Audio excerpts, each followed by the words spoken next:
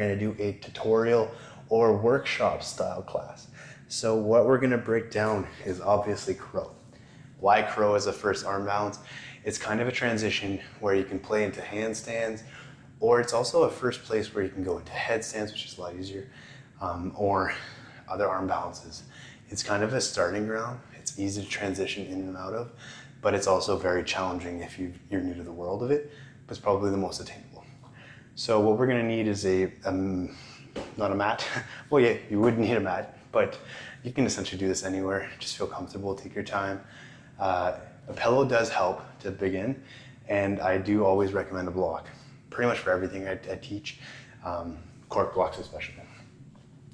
So the three concepts I'm gonna go through with how I break them down is you need the mobility within your body to actually hold the pose and not fight your body to do the pose. The second would be kind of being smart and taking away the fear that comes with it. So not breaking your face is always fun.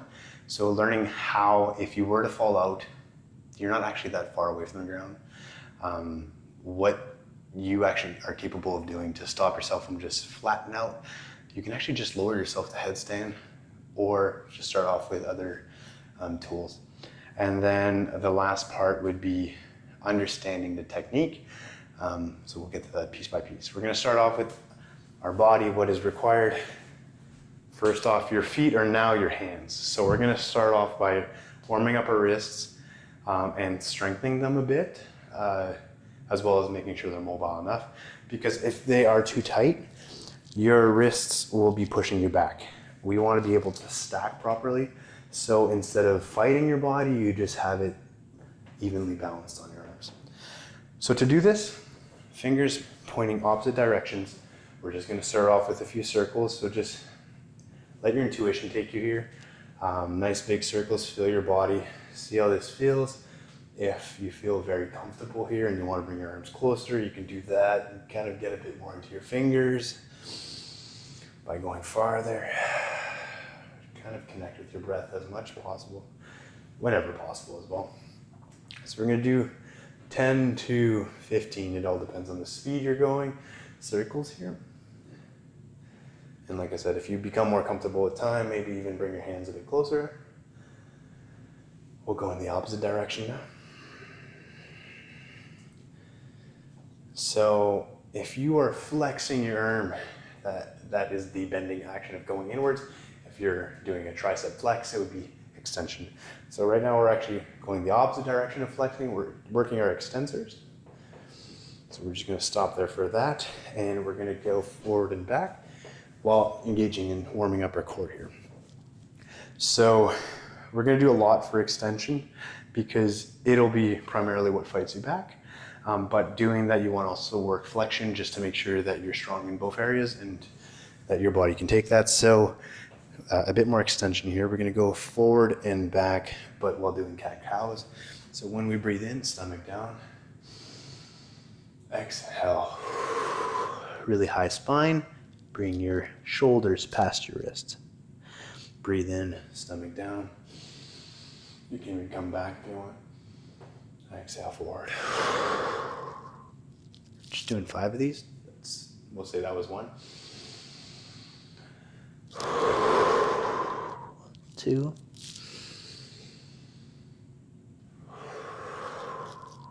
3.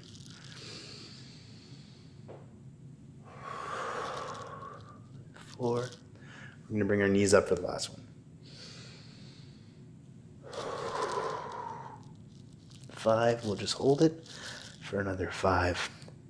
4, 3, 2, 1. All right.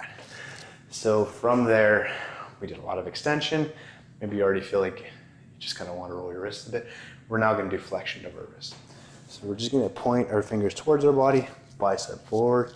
So having rotation through your elbows is very important for crow, chaturanga, and everything else, but something that's also overlooked a lot. So we're going to work into that as well. So fingers towards us and then just coming back and forth. Once again, we're always having intent here. We're just not throwing our arms around or anything else. We're going nice and slow through the motion and assessing what our body can do.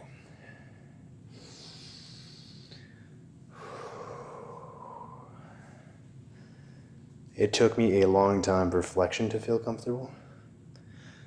So if you're barely moving, if you're all the way up here and barely going at all, that's okay. Doing this daily is actually good for you, so I do recommend that if you want to work into handstands or arm balances. So we're out of that.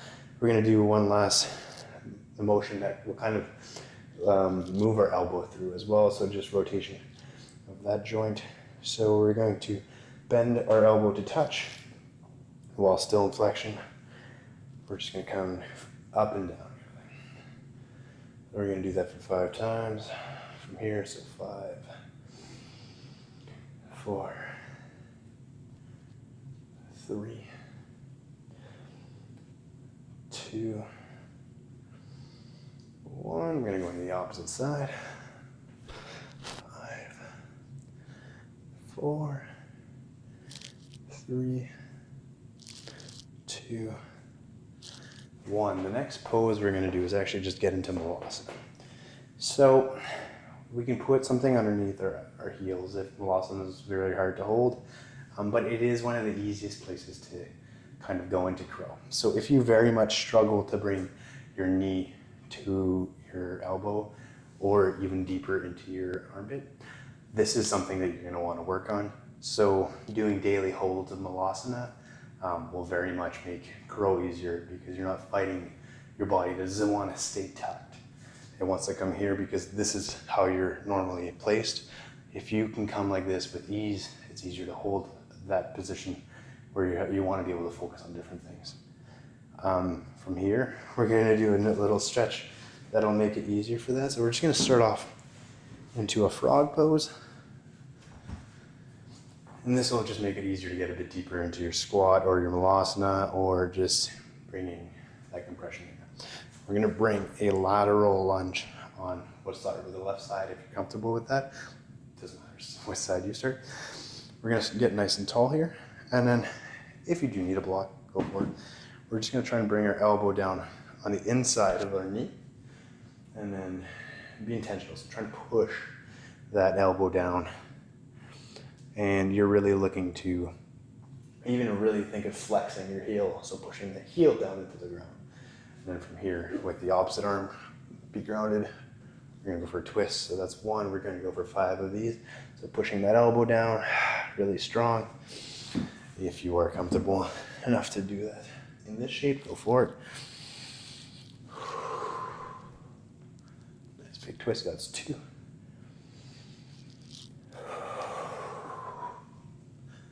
3,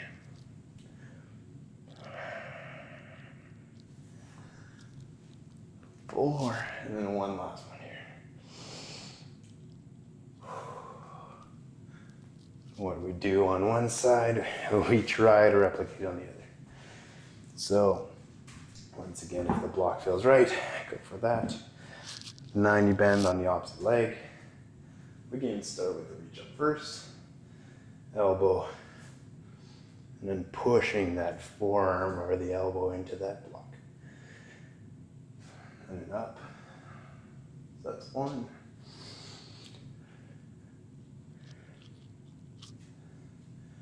2.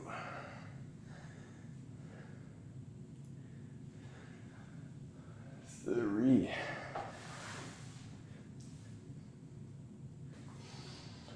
4. And once again, if that is a lot, maybe you are even here. That's okay. This doesn't mean you can't crow, it just means it's going to be a bit harder. But every step counts. Go from where you are and progress from there. So that's 5. From there, we're going to move on to actually working on crow. So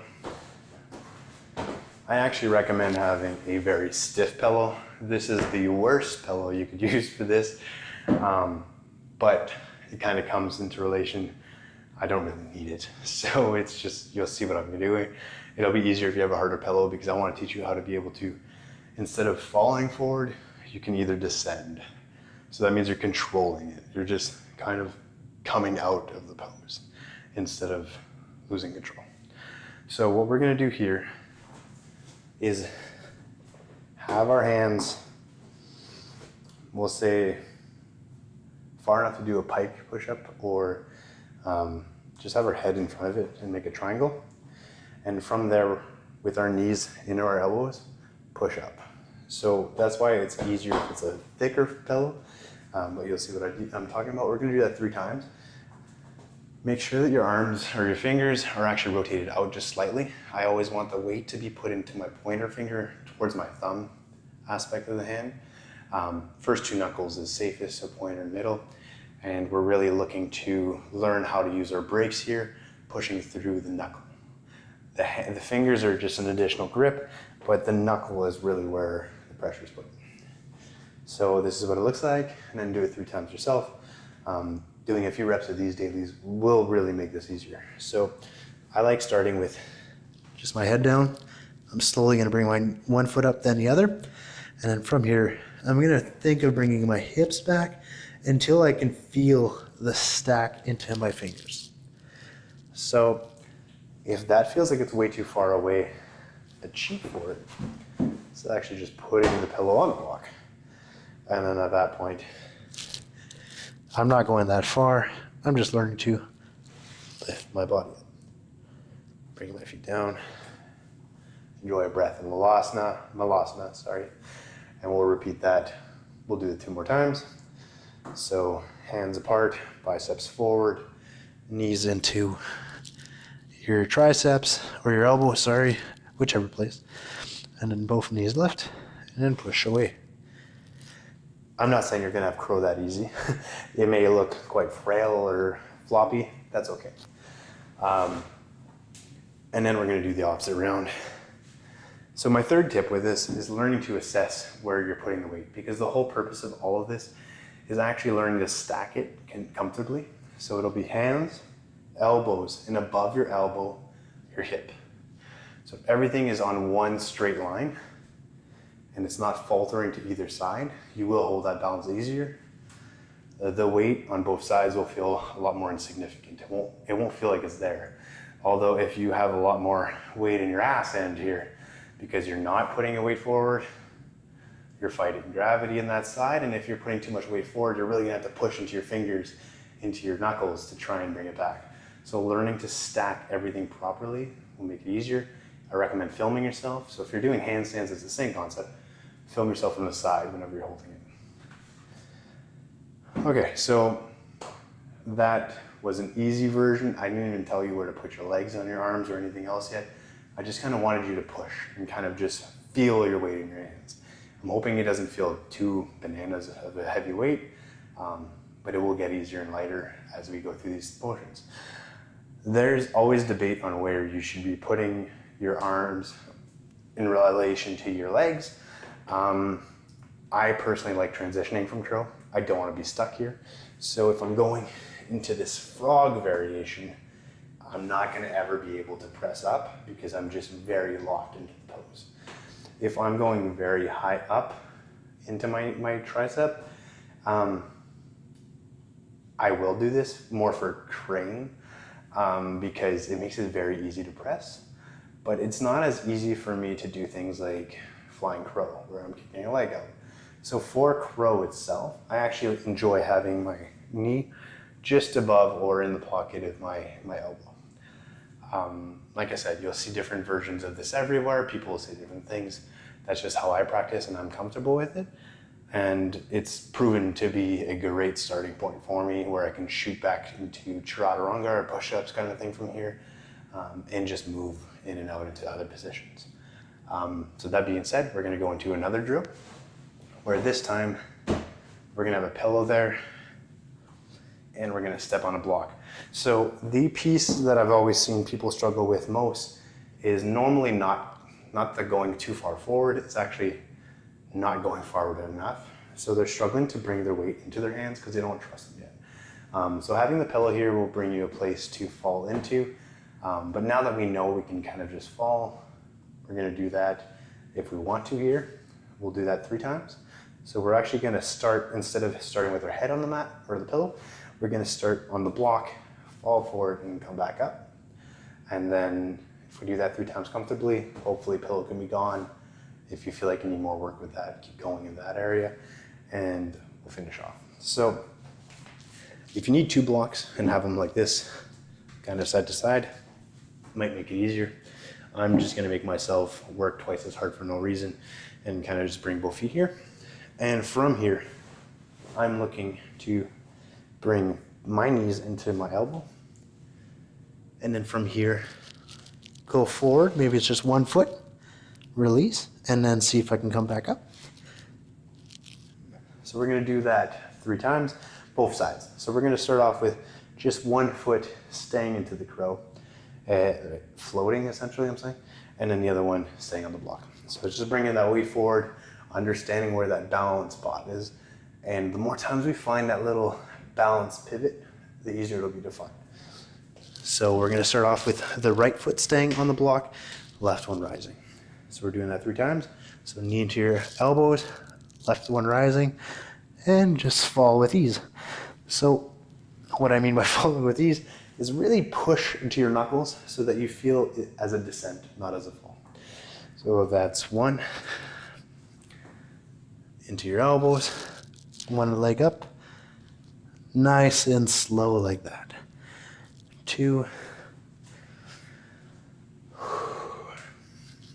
into your elbows, left foot up, nice and slow. Awesome. If you're just falling off your legs to get out of it, that's okay. We're gonna do the opposite side, just so you can see me. So right arm, right leg is gonna be floating this time. Left foot stays. And I'll just do a variation where I'm trying to save my energy in my arms. I'm trying to lift my leg off and restart. So once again, right leg is floating, coming down nice and slow. Step back, knees off, reset. 1 last one. So if it ever feels like you're going too fast, take your time. This is just a learning phase and we're looking to find that pivot. So even through the pose, kind of take your time. Placing your hands, pointing finger forward. Both knees into your triceps or elbow. Lift that 1 leg. Feel that balance. Feel it shift. You're bringing your hips forward a little bit. I'm actually floating here. And then we're gonna slowly bring that down. Step it off. Awesome. Okay, so this time we are going to attempt to lift both feet. If this is very difficult, maybe keep repping this out for a while. If you're looking to learn how to handstand, I truly believe that this is a very important place to understand the feeling of finding that weightless spot, that pivot where you're going from having weight on your feet and not enough forward to where you're finally there and you're floating that foot. So learning this is essential to just arm balancing in general. So film yourself, feel it, see it, and it will come. Probably not just today after this 20-minute video, but with repetition and with comfort, feeling it within your body, and once again, taking care of making sure it's easier for your body. So working poses like Ulasana, even a prep version of it, will make it easier. So working your core so that you can bring your legs up will make this easier as well. So this is another pose. I'm not gonna spend too much time, just gonna show it here. You're gonna bring your feet together underneath you, hands about mid-thigh, and you're just gonna push and bring your knees up. Bring it down. If you're looking to seriously learn how to crow, do that about 10 times a day and then see if you can increase it up to 20 or 2 sets of 10. And then looking to go into crow off, that will feel much easier once that feels like a part of your regime or your workouts. Okay, so let's go into it once again with ease. We're not rushing nothing here. We're gonna use that block. It's gonna bring us forward. If you need 2 blocks, you can do what you have to. And then from there, we're gonna see if we can just to say lift our toes off the block. If we can go about 1 inch and be aware that it's off, you're floating essentially, you're in arm balance. And then from there, if we can keep bringing our heels towards our butt, we're rocking. If you don't fall or need to fall into the cushion this time, don't do it. See if you can use your brakes to push yourself back and kind of just ease out of the pose. So both feet on. Hands nice and comfortable, nice and grounded, about the width of your shoulders. So once again, if you go too far out, you're working against stacking. Everything being even and on top of itself will make it easier. So just underneath your shoulders, knees into your elbows. We're gonna lift the one foot about an inch. See if you can have a bit of a proud chest and nice and long. And then we're looking to just lift that other toe. If we can have it about an inch away from that mat or that block, awesome. We're holding here for 5, 4, 3, 2, 1. If you want to bring those heels up, go for it. And then if you want to bring them back down, awesome. And then we're going to show what it looks like without the block. And then the more times you do this thing becomes irrelevant, right? I recommend having it there until you don't feel like you need it, but the goal is not to smash your face. If you're able to slow down your descent, your exit of the pose because it's not what you're doing, you don't need that. You can kind of just slowly bring your forehead down or whatever feels best for you. So from here, one last time. So nice and comfortable, inner malasana. Arms nice and grounded. You may be coming even from a forward fold or a halfway lift. Nice bent legs into our elbow or tricep. Kind of make sure that you're using your chest muscles. So why I said about shoulder width is you're gonna rotate your biceps forward, get those elbows feeling strong, and you're stacking on them. Knee here, hips over them. So I'll just do it from this angle first. From here, and then boom, see that big rotation? That's important. And then knees onto the elbow. I'm gonna go nice and slow and flow. So because we had the block, we may be used to that height with our feet. We're gonna go on the tip of our toes. Bring our heels up as high as we can. It's gonna make our hips go up and forward. Bringing in the flow. Awesome, hands down. Bend the legs, go to where you are comfortable. Go on the tip of those toes as far forward with those heels as we can. Maybe you just one toe up or one foot. Maybe both. Maybe we bring it a bit higher. Maybe we stay here for 5, 4, 3, 2, 1. Awesome, cool. I hope you guys learned little details here and there. I know I said a lot of stuff. Maybe watch this once or twice, follow along with it, do the drills, and take it on your own time. Kind of work the mobility required for it, strengthen those wrists, and once in a while when you're on the couch, throw a pillow on the ground and see if you can just fall into it and push yourself out of it, or just enjoy that while chilling around Netflix, doing whatever. There's always a bit of open space in your day.